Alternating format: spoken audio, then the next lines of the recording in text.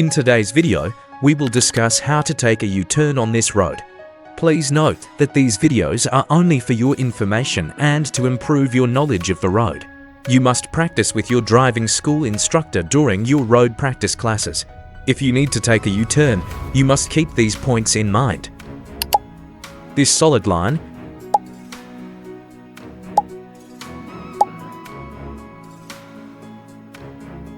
this stop sign, this no entry sign, this solid line. Turn on your left indicator. Do not touch this solid line.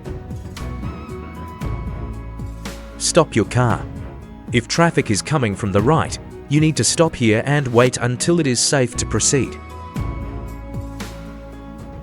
Here, students make some common mistakes. Some students do not stop the car properly. Some students stop the car after this solid line. Some students touch this line. Some students touch this solid line.